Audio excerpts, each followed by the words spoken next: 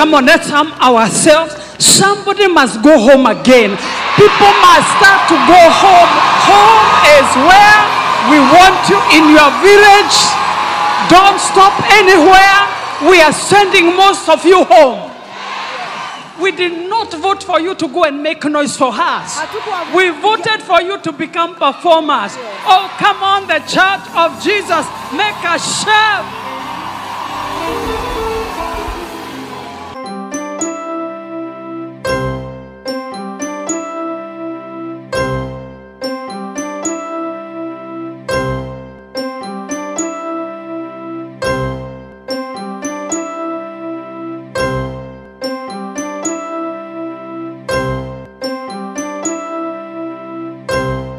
Shalom Team Safeguarding. I pray you guys are well and mnafanya vizuri. I pray your families wako salama, mnalinda watoto vizuri, and that God anaendelea kubless each and every family. Leo tunataka tia kuja kuongea kuhusu familia, and we want to discuss the church, because the church is part and parcel of us kama familia. It is part of the community, it is part of the government, kila kitu. Of course, recently tumeweza kukua na one of the most blessed women of God ndani ya the nation of Kenya, if not Africa, but the world, Reverend Teresia Wairimu. And of course, ameweza kuja kuongelelea kuhusu what has been happening ndani ya the current presidency, pertaining the impeachment of Rigathi Gachagua and the issues that this whole saga is causing. This is what she said. Uangalia. I'm sure most of us were watching the television. We were so embarrassed. Najua wengi wetu walikuwa watazama runinga na tuliaibika sana. I wish every senator, every member of parliament can watch today's message. Laiti kila seneta, kila mbunge angeweza kutazama ujumbe wa siku ya leo. About the foundation. Kuhusu misingi. Because all the way till now, I have always been thinking that this government is a government of God. Kwa maana wakati huu wote nilikuwa nafikiria serikali hii ni serikali ya Mungu. Because it's the one we voted for. Kwa maana ndio tulioichagua. To our embarrassment. Lakini kwa aibu yetu, it's a government of fight. Ni serikali ya vita. I was so concerned. Nilikuwa na hisia sana. And I know the politicians in this house, you get disappointed with me today. Na najua wanasiasa katika nyumba hii mtaweza Instead of us badala yetu sisi measuring on the things that concern us, the economy of the nation, how we can build ourselves, how we can do this, how we can have better health systems. Kuhusika na mambo ya maana kama kujenga uchumi wetu. You arm yourselves. Yani mnajipa without not giving us a notice. Hata bila kutupatia we are notice. Also going to arm ourselves. Hata nasi tutachukua silaha. In prayer. Katika maombi. So, of course, alikuja akasema it is a shame, it is an embarrassment that she thought that the government that the people voted in, that the church stood with, was going to be a government that is going to bring peace, to bring joy, to bring development to the country, but it has been a total embarrassment. Kuna maswali watu ambayo wamekuwa kiuliza. Was the church asleep when the government was installed? Because who prayed in this government? It is the same church that prayed in the same government. Kuna watu wamekuwa wakikashifu na wakipiga kelele sana kuhusu Reverend Teresia Wairimu. Wanasema those top government officials are always in her church. Uko Karen, kutoka Uhuru to Mama Ruto, Ruto ye mwenyewe, Gachagua, all the top government officials, they land in Karen kwa kanisa ya this woman of God. So people are wondering, where was the church when this government was being installed? Sasa tunasema eti we thought that this was going to be a government of peace, a government or whatever. Iliundwa ndani ya maombi. Kweli kuna government ambayo ilikuwa imeundwa ndani ya maombi. Was the church asleep ama awake? Did we hear in the spirit if this was actually the government that wanted to be in there? Kuna watu wengine sasa wameanza kusema, honestly it would have rather been Raila ambaye angeingia katika usukani. Because now the very church that installed or prayed the government or the regime that is in there now are now the very people that are saying that this government was wrong, this government was fake, hii government ilikuwa imejificha ndani ya kanisa. Now they are oppressing the church. Wameanza kusema they want churches, scrutinized. Nataka kusema summons ziangaliwe. Kukuwe na spies ndani ya church services to look kama watumishi wa Mungu wanachambua government officials. If the church dares to come and fight the government, that the government is going to be very hard on the churches and put stipulations zile ambazo zitafanya kanisa kuwa paralyzed. Watu wengine wamekuja very hard wakasema the government cannot stop the church because the church is working with God and the government is under God. Kwa hivyo the same way they were installed there will be the same way they will be removed. So kuna watu wametoa a very stern warning to the government, to the legislature and the executive. Na wakasema they dare not touch the church because when the church prays, some people will be sent home. These are not my words. These are the words ambazo zimejaa kwa mtandao. So kumekuwa na shida and mimi ni swali yangu tu ni kutaka tu kujua. Seriously, we need to really be very careful when we go before God to pray for things. Because kama really people would have spent enough time in prayer, they would have known before this happened. They would have known that this government that they are now coming to condemn should not have been installed in the first place. Sasa ndio wanaona probably the government that Raila and Martha Karua would have built probably was going to be better. Maybe, who knows, maybe Wajakoya was going to make the best government. There was the other gentleman ambaye alikuwa ni pastor. Maybe he would have made the best government, but these people were not popular. What was popular right now inaonekana ni kama was not the best option. Ruto and Gachagua right now, according to Reverend Teresia Wairimu, wanapigana na wana cause chaos na problem ndani ya Kenya. Watch this. Can I say something? Wacha niseme kitu. Most of us ladies, we may wear makeups, but one thing we are not good at. Wengi wetu tunaweza kuvaa vipodozi lakini kuna When kitu we buy ambacho a siwa. TV, Mr. Gary knows this, when you buy a TV, Tunaponunua a TV, decoder, tununue we have decoder. a problem Tunayo shida of reading ya instructions. kusoma maelezo. So those who are, of you are married, you are ever asking your husband, how do you fix it? How do you do Kwa wale ambao this? wameolewa kila wakati tunauliza mabwana zetu. Yet you have a unaifanya manual aje? book. Na pia una kitabu cha Women, we are maelezo. not very good in manual books. Pengine hatujui kusoma vitabu vya My maelezo. question is, Swali langu ni hili. the government of the day, Serikali ya siku. we have heard about the foundation. Tumesikia kuhusu If misingi. the foundation of this nation and this government is God, Iwapo why msingi wa don't you taifa hili na return to the serikali hii manual ni Mungu? book Mbona usirejee katika kitabu cha maelezo so you can fix what you can't fix? ili uweze kutengeneza kile ambacho huwezi kutengeneza? As a voter, I'm embarrassed. Kama mpiga kura ninaaibika sana. And the next election, you must convince me. Na katika uchaguzi ujao lazima unipatie sababu. We are sick and tired of having noise. Tumechoshwa na kelele. We want performers. Tunataka We watenda want kazi. workers. Tunataka watenda kazi. Don't arm yourself like you are going for war. Usivae silaha kama Arm unaenda yourself vitani. to serve the nation of Kenya Vaa and the people silaha who voted for you. za kufanyia kazi wa Kenya na watu waliokuchagua.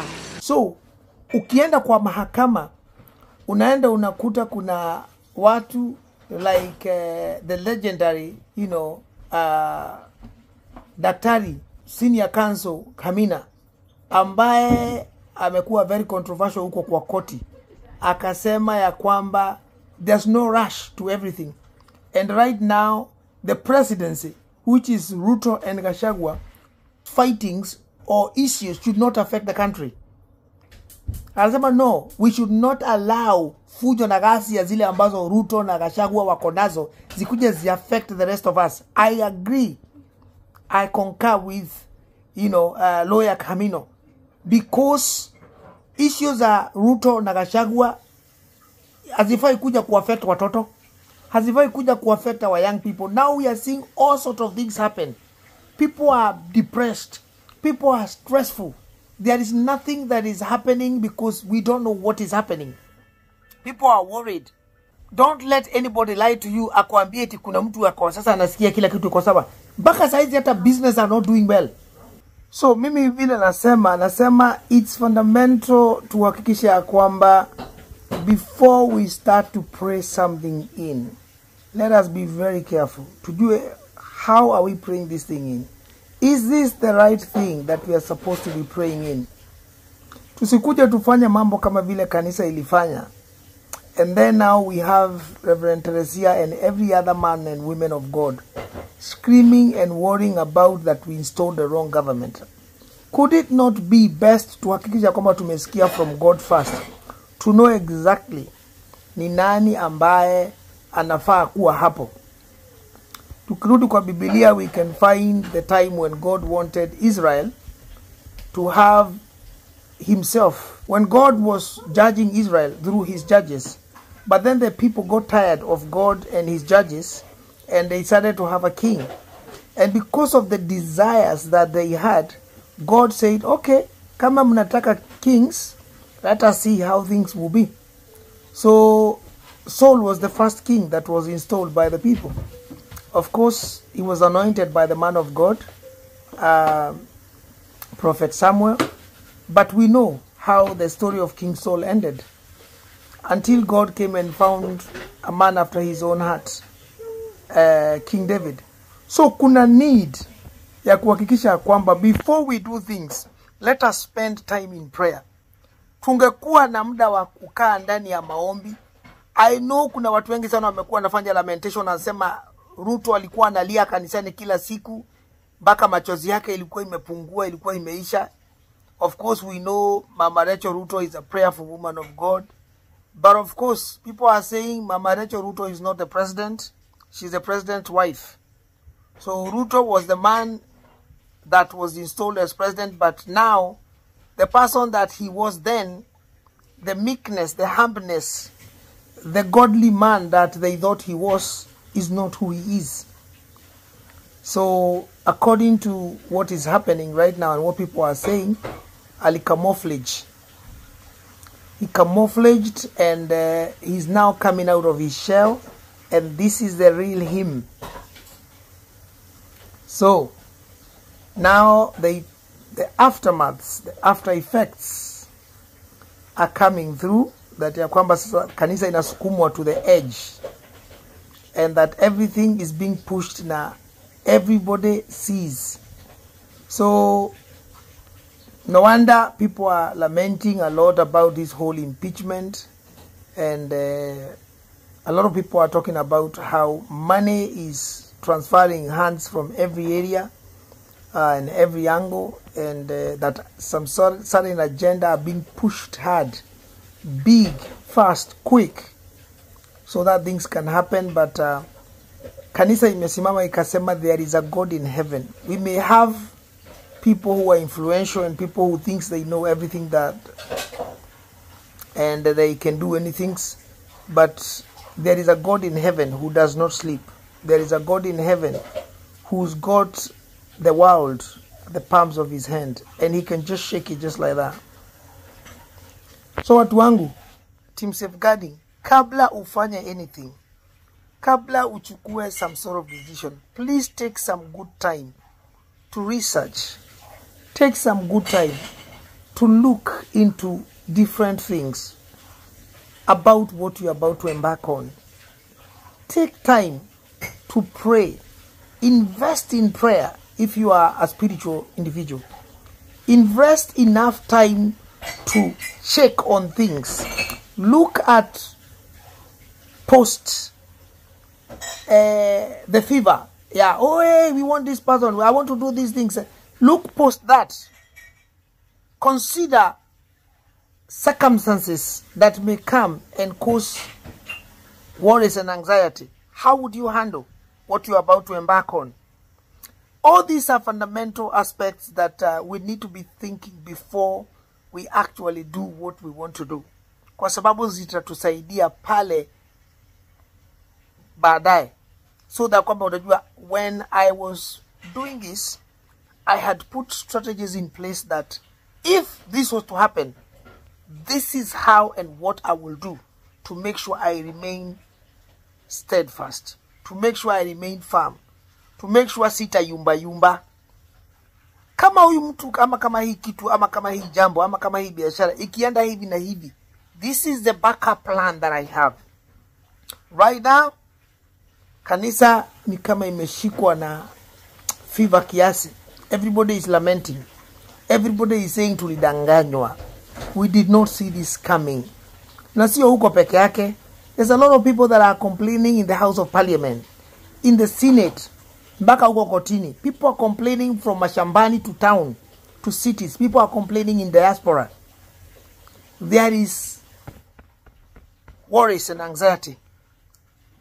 So watu wangu, the last thing mimi ningependa kuambia kwamba let us take time to make and to put things in place. Let's not be quick and hurry to put things, all over the place. Dr. Kamino, the lawyer, is honestly truth. Where are we rushing these things to? Why is it that kuna mtu ataka kuwa installed to be the next DP very quickly and fast?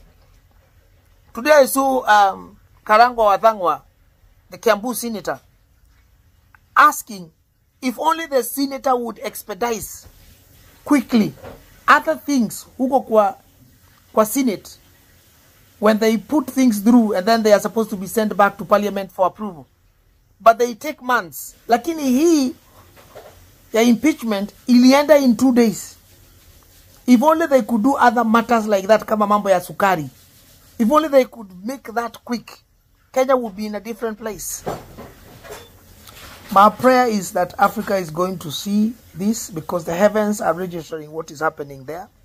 And Kenya is a big player ndani ya Africa. It's one of the most progressive countries in Africa. And so people are looking and people are watching.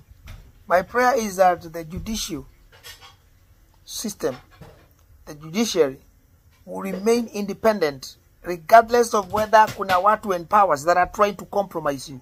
You are going to remain focused and remain impartial and do your jobs as per the mandate that you've been given by the Kenyan people. Is their sovereignty.